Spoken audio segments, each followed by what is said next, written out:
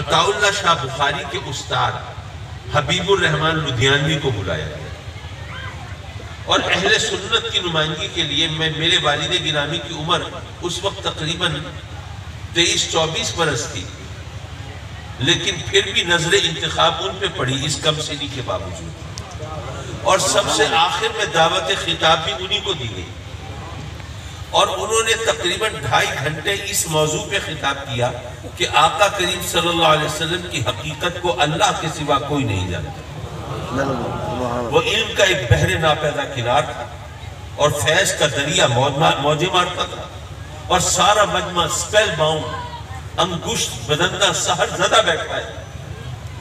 اب جب حبیب الرحمن لدھیانوی نے یہ رنگ دیکھا تو بھم ڈالنے کے لیے اٹھ کھڑا ہوا، مائک پہ آ کے کہتا ہے کہ اے لوگو، تم نے اس نوجوانوں کی تقریر سنی، اس کی باتیں سنی، اس کی دلیلیں سنی، دیکھا کیسا عالم ہے اور کیسا نکتہ داں ہے اور کیسی باریک باتیں کرتا ہے، لیکن افسوس اس تمام علم و فضل کے باوجود یہ تو گمراہ ہو گیا ہے۔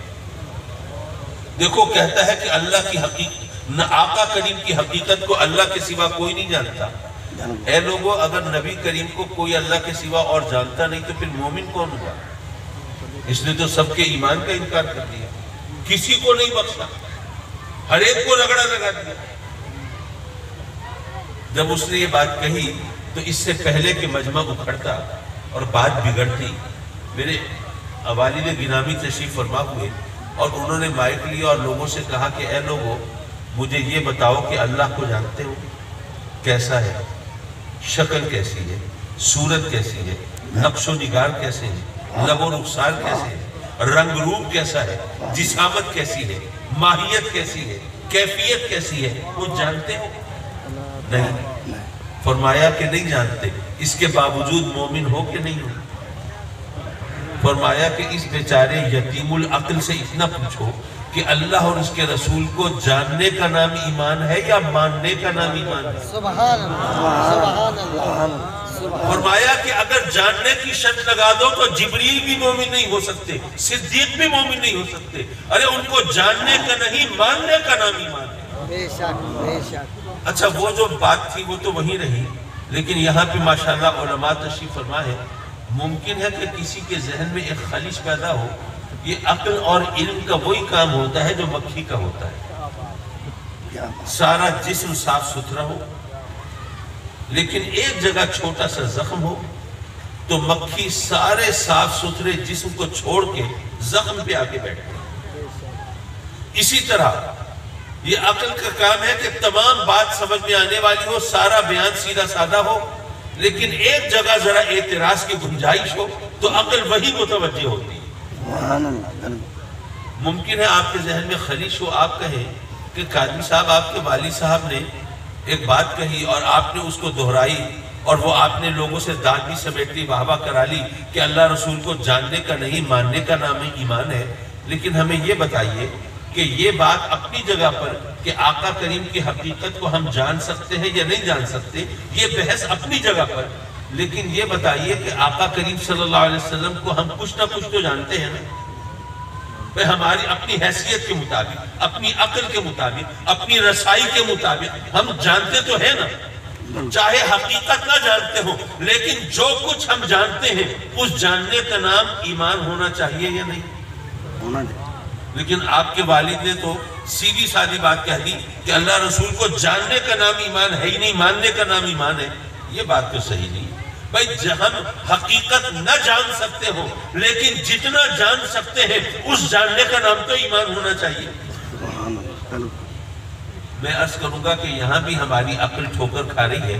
اس اعتراض کا جواب تو قرآن مجید میں رب کائنات نے عطا فرمایا ہے۔ رب کائنات نے فرمایا اے محبوب، یہ جو یہودی اور نصرانی ہیں ان کی کتابوں میں تیری نشانیاں موجود ہیں، ان کے نبیوں نے جو کچھ تیرے بارے میں بتایا وہ ان کے عالم، ان کے راہب، ان کے ربایا وہ سب جانتے ہیں، انہوں نے پڑھا ہے اور انہوں نے وہ تمام نشانیاں تیری ذات میں دیکھ لی ہیں، پرکھ لی ہیں۔